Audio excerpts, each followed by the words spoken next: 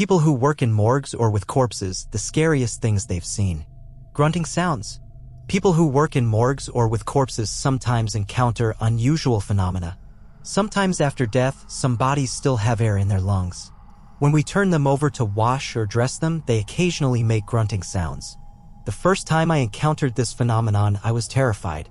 Another story, when my husband was dying, I tried to bring him back to life by performing CPR. I swear that at the moment the air was leaving his body, I heard him say, "I love you." It felt like he was trying to tell me one last time that he loved me. Stolen jewelry. One of the grandchildren of a deceased woman staged a coffin malfunction and stole all her jewelry. People immediately realized what had happened and a serious fight broke out. In the end, the jewelry was returned. 2 weeks later, this grandson was brought to the funeral home to be prepared for burial. It was creepy. He had been found beaten in an alley and the police suspected he died during an unsuccessful drug deal. The sitting corpse. A woman who worked at a funeral home shared a scary experience. One day, after the transporters left a body at the funeral home and drove off, she thought they were still there and went to ask them something.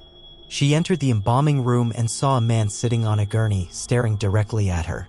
She literally wet herself from fear. It turned out the transporters had picked up the body from a local hospital where he had died in a slightly reclined position and the body had stiffened that way. They couldn't straighten him out. Moving wisdom teeth.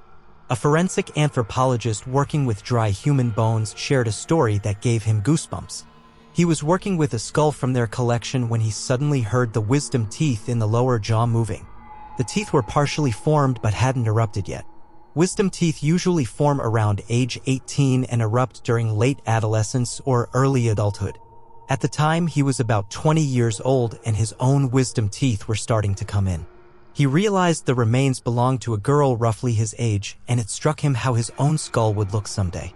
Gelatinous bloodstream. People who take blood-thinning medication before death can become part of extremely unpleasant scenes. There was a case where a deceased person was found lying with their head on a windowsill and a thick stream of gelatinous blood stretched all the way to the ground. Post-mortem erection. The grandmother of one worker who used to work in emergency services in Puerto Rico shared a funny story. A young man had died and the doctor asked her to prepare the body for transport to the morgue. She took some sheets and started wrapping the body. When she crossed his legs, he suddenly experienced a strong erection. She knew what to do but decided to rewrap the sheets. When she returned his legs to their previous position, the erection went away.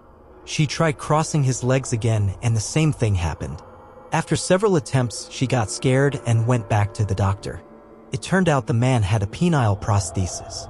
Embalming a warm body. At the funeral home where I worked, they preferred to embalm bodies as soon as possible after death. Once I embalmed a person who had died less than 30 minutes earlier. The body was still warm and hadn't stiffened yet. Essentially, I just held his hand for a minute before starting the procedure. Kicked in the face by a corpse. My wife is an undertaker and she's had many bizarre experiences. Once, she was trying to straighten out a stiffened corpse. While lifting its leg upward, her hand slipped and the leg jerked downward, kicking her in the face.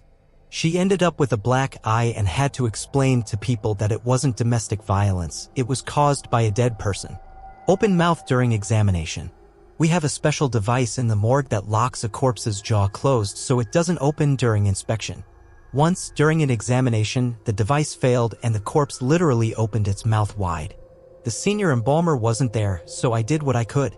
I removed the family from the room and tried gluing the mouth shut with superglue, but since the corpse had no teeth, it only made it look like the body was screaming. I had to call another city morgue where an embalmer stitched the mouth shut from the chin to the roof using a large needle and thread. Groaning sound in an airplane. A friend who worked for a transportation company told me this story. They once had to transport a body on a small plane without any preparation for burial. The body was covered with a sheet and lying on the floor. Due to changes in cabin pressure during ascent and descent, air inside the corpse began slowly escaping through the throat, producing a low groan. The pilot panicked, ran to the back, and pulled the body upright, causing it to fall back down. By the time they landed, they had to explain why the body had new injuries. Nighttime transport. I used to work nights transporting corpses. On one occasion, I had to drive a recently deceased middle-aged woman 300 kilometers to a mortuary near her distant relatives. She had died of breast cancer. About 2 hours into the trip, while driving in complete silence, I heard a low moan coming from the body. Even though I knew it was just gas escaping, I was terrified and swerved off the road, getting stuck in gravel and mud. Woman fused to the floor. Firefighters responded to a call about a suspected fire. They smelled smoke but couldn't find the source. Eventually, they discovered an elderly woman lying on the floor. She had been lying on an old electric heater which had burned through the floorboards and collapsed. While she was lying there, fat from her body melted and seeped into the wooden floor. After the heater fell, her body cooled and fused to the floor. The firefighters had to use shovels to turn her over. Swollen corpse. Before the pandemic, I worked at a funeral home with poor management. I was an assistant mortician and I worked with an embalmer named AJ. For days before this incident, AJ had taken in a body of a man who died from sepsis. Since he was going to be cremated anyway, she decided not to refrigerate the body and left it on a bed for 4 days. A week later, it was our job to transfer the body to the crematorium. When we entered the embalming room, we saw that the body was severely bloated and gray slime was leaking from his catheter onto the floor. If gangrene had a smell, it would have been exactly like this. The stench was overwhelming. Unfortunately, the gurney was old and one of the wheels needed manual unlocking because the pedal was rusted. As I carefully unlocked the wheel, AJ had the brilliant idea to yank the gurney, causing the gray slime to spill over the edge of the bed and onto my head, dripping down my face mask and glasses. Clenching my lips and eyes shut to prevent contamination, I calmly walked to the staff bathroom in a state of shock. The funeral home owners, seeing me in such a disgusting state, let me go home for the rest of the day and paid me for it. Thank you for watching. In the comments below, share your own bone-chilling or spine-tingling stories where your bad feelings signal danger. Don't forget to check out our other videos.